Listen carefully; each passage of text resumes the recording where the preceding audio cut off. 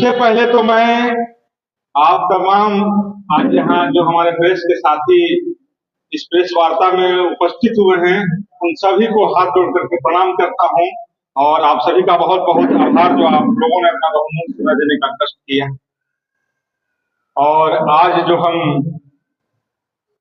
Press वार्ता करने जा रहे हैं, उसका सबसे पहला जो उद्देश्य है हमारा वो है कि मैं सबसे पहले इमामगंज विधानसभा के सभी आम आवाम को प्रणाम करता हूँ, सलाम करता हूँ। आज इस प्रेस वार्ता का मुख्य उद्देश्य है कि कल दिनांक 24/10/2024 को जन सुराज के द्वारा डॉक्टर जितेंद्र कुमार जी अपना नामांकन करने जा रहे हैं। तो इस नामांकन में मैं इमामगंज विधानसभा के सभी सम्मानित जनता को सादर आमंत्रित करने के लिए ये प्रेस वार्ता कर रहा हूँ। और मैं सबसे हाथ जोड़ करके निवेदन कर रहा हूँ कि आप इमामगंज विधानसभा में अगर जो बदलाव चाहते हैं, इमामगंज विधानसभा का विकास चाहते हैं, इमामगंज विधानसभा में हर तरह का जो है सुविधा चाहते हैं, तो इमामगंज विधानसभा में बदलाव बहुत जरूरी है।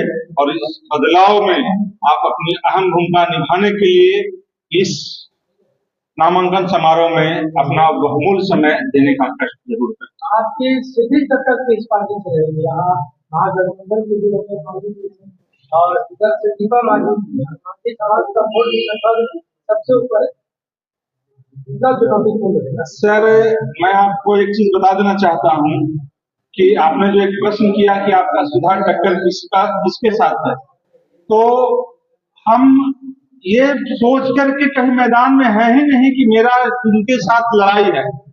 हम बस इमामगंज के आम आवाम के बीच बस एक ही बात को लेकर के जा रहे हैं कि आज तक इमामगंज विधानसभा का विकास जीरो रहा। इमामगंज विधानसभा में किसी प्रकार का कोई विकास का कार्य नहीं हो पाया, ना ही इमामगंज विधानसभा में जो है किसी प्रकार के स्वास्थ्य सुविधा जो है सुचारू ढंग का मुहैया हो पाया है, ना ही शिक्षा में कोई जो है सुधार हो पाया है, शिक्षा का कोई बहुत बड़ा संसाधन हमारे यहाँ है, ना ही किसानों के हित के लिए कोई जल संरक्षण की हमारे यहाँ व्यवस्था है, ना ही हमारे यहाँ रोजगार की कोई व्यवस्था है। तो विगत जो है 30 वर्षों से इमामगंज विधानसभा के लोग सिर्फ और सिर्फ से एक ही भरोसे पर जीते आए हैं कि जो है आज हमारा विकास होगा, आज हमारा विकास होगा। लेकिन जो भी लोग आए सिर्फ और सिर्फ अपना विकास करते हैं, इमामगंज विधानसभा के आम आवाम से उनको कोई मतलब नहीं रहा है। इसीलिए आज प्रशांत किशोर जी को इमामगंज विधानसभा में जन स्वराज के माध्यम से डॉक्टर जितेंद्र पासवान जी को अपना प्रत्याशी बनाए हैं। और मैं इमामगंज विधानसभा के तमाम लोगों से सिर्फ एक ही आग्रह कर रहा हूँ कि आप अगर जो चाहते हैं कि इमामगंज विधानसभा में जल संरक्षण की व्यवस्था हो, इमामगंज विधानसभा में रेफरल हॉस्पिटल की व्यवस्था हो, इमामगंज विधानसभा में डिग्री कॉलेज की व्यवस्था हो, इमामगंज विधानसभा के हर एक वैसे गांव जहाँ की बच्चे बच्चियां 4 महीना जो है शिक्षा से वंचित रह जाती हैं, उन गाँवों में पुल पुलिया की व्यवस्था हो। तो आप एक बार जो है हमारे प्रशांत किशोर जी के ऊपर विश्वास करके देखिए, हमारे प्रत्याशी जितेंद्र पासवान जी के ऊपर विश्वास करके देखिए। और अगर जो मैं एक बात और इमामगंज विधानसभा के लोगों से कहना चाहता हूँ कि अगर जो आज तक आपका ये भाई विश्वविद्यालय स्तर में जब से राजनीति शुरू किया है, तब से अगर जो आज तक आपके हर एक सुख दुख में आपके साथ अगर जो कंधा से कंधा मिलाकर खड़ा रहा है, तो अपने इस भाई के विश्वास पर एक बार जो है जितेंद्र पासवान जी को अपना जो है बहुमूल्य मत देने का प्रयास करें। और इतना विश्वास जरूर ले रखे कि अगर जो इमामगंज में आप बदलाव करते हैं, तो इमामगंज विधानसभा में एक नया बदलाव जो है सामने उन्होंने शांति व्यवस्था कायम रखा है। इमामगंज विधानसभा विकास की बात तो बाद में करते हैं, लेकिन 9 साल शांति व्यवस्था कायम है, इस पर क्या? मैं बहुत कुछ तो माननीय को नहीं कह सकता हूँ, लेकिन इतना जरूर कह सकता हूँ कि माननीय का शांति व्यवस्था इतना बढ़िया रहा है कि हर एक जो है इमामगंज विधानसभा के अंतर्गत जितने थाने हैं, उन थानों में जाकर के जो है से इसका रिपोर्ट लेने का काम आप लोग करें कि आज तक कितनी शांति व्यवस्था उनके जो है कार्यकाल में रहा है। और विशेष मैं कुछ नहीं कहना चाहता। संतोष मांझी जी से बात हो रहा था तो कल उन्होंने कहा कि प्रशांत किशोर को तो हम जानते ही नहीं है, प्रशांत किशोर है कौन? इस पे क्या कहना है? सर मैं माननीय को बहुत कुछ नहीं कहूंगा, बस एक ही चीज कहूंगा कि आप जिस प्रशांत किशोर जी को नहीं जानते हैं, उनके जो है बिहार के मुख्यमंत्री से लेकर के दूसरे राज्य के भी 7-8 मुख्यमंत्री को भी जानते हैं। और उनको जानने का मैं क्या बताऊं, जिन्हें जो है देश के प्रधानमंत्री स्वयं जानते हैं, उन्हें आप जाने या न जाने से प्रशांत किशोर जी को कोई फर्क नहीं पड़ता। सर ये 24 का 22 चुनाव में प्रधानमंत्री का नरेंद्र मोदी को जिताया, केजरीवाल को जिताया, इम्तियाज सानी को जिताया, ममता बनर्जी को जिताया, नीतीश कुमार को जरूर जिताया, फिर ऐसी क्या जरूरत पड़ गई कि इन्होंने पार्टी बनाने का निश्चय लिया? सर हर किसी को जो है अपने मातृभूमि से एक लगाव होता है।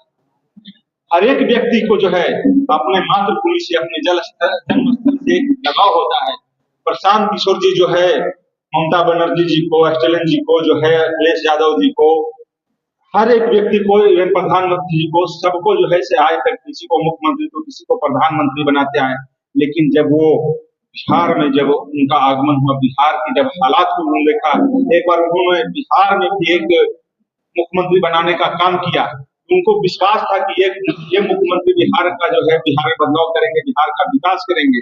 लेकिन जब उन्होंने देखा कि आज भी हमारे जो है बिहार के लोग हर दूसरे स्टेट में आज भी जो है 70% अगर जो रिक्शा वाला, ठेला वाला, मजदूर अगर जो खोजिएगा तो देखिएगा कि हमारा बिहार का ही है। उन्होंने एक चीज सोचा कि आखिर क्या वजह है कि दूसरे राज्य में जो रोजगार की व्यवस्था है वो हमारे राज्य में क्यों नहीं हो सकती है। आखिर हमारे ही राज्य के लोग ज्यादा पलायन क्यों कर रहे हैं दूसरे राज्य में। तो इन सारी बातों पर आज उनको एक जहन आया कि हमारे राज्य के लोग जो है दूसरे राज्य में शिक्षा के लिए क्यों जा रहे हैं, हमारे राज्य के लोग दूसरे राज्य में इलाज के लिए क्यों नहीं जा रहे हैं, हमारे राज्य में आखिर आज तक जो है शिक्षा का कोई समुचित व्यवस्था क्यों नहीं हो पाया, हमारे राज्य में जो है इलाज का कोई समुचित व्यवस्था क्यों नहीं हो पाया, हमारे राज्य में रोजगार का कोई उचित जो है व्यवस्था क्यों नहीं हो पाया। तो जब इन सारी बातों का ध्यान उनका गया, उन्होंने एक ही चीज मनसा बैठाई कि अब मुझे कहीं जाने की आवश्यकता नहीं है, मैंने बहुत लिया दूसरे राज्य के लिए, अब अगर जो हमें कुछ करना है तो अपने राज्य के लिए करना है, अपने बिहार के लिए करना है, अपने बिहार के बच्चों के लिए करना है। कहीं न कहीं अपने कार्य में कहीं न कहीं वो प्रेम होता हुआ दिख रहा है। जैसे आप करारी की बात करें तो उन्होंने जो विवाद किया वो और दूसरी चीज यह है कि कहीं न कहीं और भी जो इलेक्शन है विपक्ष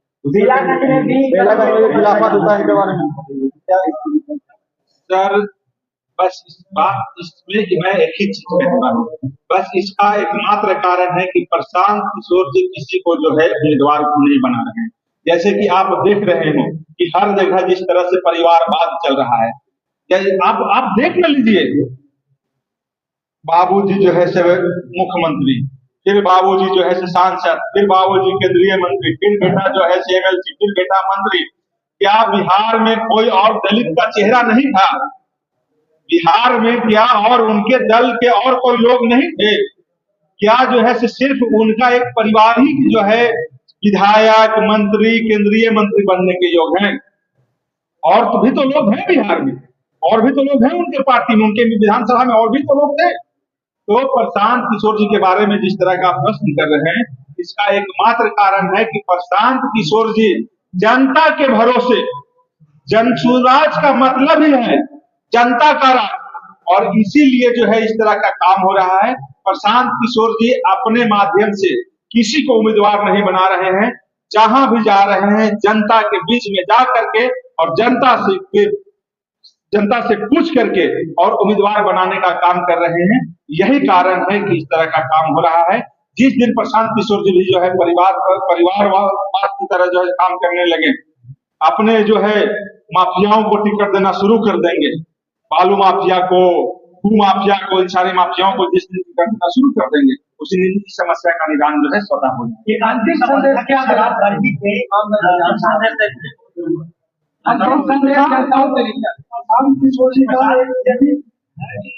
अगर चुनाव जीतते हैं तो वो शराबबंदी जो लागू है उसको चालू करना है। तो उसमें मेरा यही सवाल है, शराबबंदी अगर लागू कर दिया जाएगा तो फिर से वही घटनाएं जो बंदी से पहले था, बिहार में शराब पी करके लोग बहन बेटी को ला रही है उसको कमेंट कर देना, या फिर शादी विवाह में दारू पी बहुत सारे अब सिवान में देखिए कि 25 लोग मारे गए थे। शुरू हो रहा है, उसमें क्या होगा?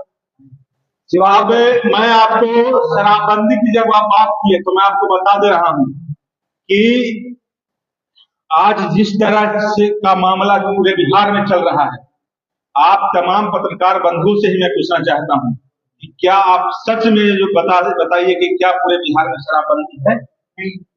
पूरे बिहार में जो है आज घर घर शराब पहुंचने का काम हो रहा है। पहले तो कम से कम लोगों को जो है 2 किलोमीटर 4 किलोमीटर जाकर शराब खरीदना पड़ता था, लेकिन आज बिहार में हम माननीय मुख्यमंत्री ने ऐसी व्यवस्था कर दी है कि आपको कहीं जाने की आवश्यकता नहीं है। आज आप घर में 12 बजे रात में सोए रहिए, मात्र एक अपना फोन उठाइए और एक फोन कॉल कीजिए और आपके यहाँ जो है शराब अवेलेबल हो जाएगा सर। और वो शराब अवेलेबल होगा जिस शराब के सेवन से आप 10 से 15 सालों में जो है ऊपर वाले को जो है प्यारे हो जाएंगे। इस तरह की शराब की व्यवस्था हो रही है। शराबबंदी नीतीश कुमार ने किया, लेकिन सिर्फ और सिर्फ बिहार के आम आवाम को जो है इससे सुविधा पहुंचाने के लिए नहीं किया।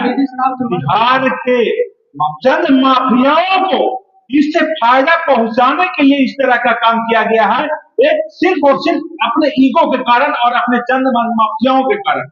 बिहार में जहरीली शराब पीने से आज प्रत्येक दिन आप देख लीजिएगा, प्रत्येक दिन का जो है रेशियो है उस 17 से 20 के बीच में है। प्रत्येक दिन 17 से 20 पूरे बिहार में लोग शराब पी करके मर रहे हैं। तो ऐसी शराबबंदी से क्या फायदा है? शराब बंदी को खत्म करके शराब जो है लागू करने का प्रयास प्रशासन की सोच कर रहे हैं। उसका एक अपना मॉडल होगा, वो गुजरात मॉडल की तरह शराब जो है शुरू किया जाएगा। यहाँ आपको जो है जम्मू कश्मीर के मॉडल की तरह यहाँ जो है शराब शुरू किया जाएगा। शराब पी करके जो है एक नियम बनाया जाएगा कि शराब जो है का सेवन करेंगे लोग, लेकिन उसमें जो है एक तरह का जो है नियमावली बनेगी। और इस सारी बातों को लेकर के उन्होंने कहा है कि बिहार में जो है शराब शुरू किया। क्या ये मामले से चुनाव सुरक्षित है, क्या कुछ लगता है? सर अभी तक जितना मान सम्मान और प्रेम मिल रहा है इमामगंज के सभी भाई बंधुओं से, गार्जियन से, माताओं बहनों से, अभिभावकों से, सबसे इतना मान सम्मान और प्रेम मिल रहा है, और जितना लोग इमामगंज विधानसभा के लोग आज के 10 साल पहले जिस तरह से एकदम जो है त्राहिमाम कर रहे थे, उसी तरह से 10 साल के बाद फिर से इमामगंज के सभी आम सारे समुदाय के लोग, चाहे वो हिंदू हो, चाहे मुस्लिम हो, चाहे किसी जाति धर्म के लोग हों, हर एक लोग जो है त्राहिमाम कर रहे हैं। और सब लोग कह रहे हैं कि इस परिवारवाद से हमको मुक्ति चाहिए, वैसे व्यक्ति से मुक्ति चाहिए जो व्यक्ति जो है आज तक कभी जो है इमामगंज विधानसभा के हित में कभी कुछ सोचने का प्रयास नहीं किया। सर मैं बता रहा हूं कि आज तक किसान हित में कभी जो है से हमारे माननीय कभी एक बार भी उनके दिमाग में ये बात गया कि हमारे किसान का हित में भी हमको कुछ करना चाहिए? इमामगंज विधानसभा में कहीं पर भी जल संरक्षण की कोई व्यवस्था की गई? मंत्री बोल रहे हैं कि मैं दोनों जगह से जिस तरह सूचित होगा मैं दिख रहा हूँ। सर जो है वो आदरणीय है और जो है बहुत अनुभवी व्यक्ति रहे, बिहार के मुख्यमंत्री रहे हैं, अभी बिहार के केंद्रीय मंत्री हैं, वो तो कुछ भी कह सकते हैं, उनके बारे में तो कोई अंतिम संदेश मेरा यही है इमामगंज के सभी हमारे गार्जियन भाई बंधु सभी से कि आप लोग एक बार कम से कम एक बार इमामगंज के इस बदहाली को समाप्त करने के लिए, इमामगंज के युवाओं के भविष्य के बारे में सोचने के लिए, अपने बच्चों के भविष्य के बारे में सोचने के लिए एक बार प्रशांत किशोर जी के ऊपर जो है विश्वास करके देखिए। ये मैं आपसे वादा करता हूं कि अगर एक बार प्रशांत किशोर जी के ऊपर अगर जो आप अपना विश्वास दिखाते हैं तो इमामगंज में सबसे पहले अगर जो कोई काम होगा तो वो जो है जल संरक्षण की व्यवस्था होगी। अगर जो सबसे पहला कोई काम होगा तो इमामगंज में रेफरल हॉस्पिटल बनाया जाएगा। और जो है आज जो किसान कृषि लोन लेने से वंचित रह जा रहे हैं, उनको किसी इमामगंज विधानसभा की किसी बैंक से कृषि लोन नहीं मिल रहा है, उनको वो सुविधा दिलाई जाएगी। और इमामगंज के बच्चों के शिक्षा के लिए इमामगंज में एक डिग्री कॉलेज की व्यवस्था की जाएगी। और साथ ही साथ चंद वैसे के स्कूल की भी व्यवस्था की जाएगी जिसमें गरीब कमजोर बच्चे जो बच्चे प्राइवेट स्कूल में नहीं पढ़ रहे हैं वो उस स्कूल में शिक्षा ग्रहण कर सकते हैं। और आप तमाम लोग बदलाव अक्टूबर 2024 बृहस्पतिवार को सुबह 8 बजे इमामगंज के गांधी मैदान में उपस्थित होने का कष्ट करें और वहां से हम लोग जो है नामांकन के लिए गया कॉलेज के खेल परिसर में एकत्रित होंगे और वहीं प्रशांत किशोर जी आप सभी से मुखातिब होंगे और अपनी बातों को आपके समक्ष रखने का काम करेंगे। बहुत बहुत धन्यवाद।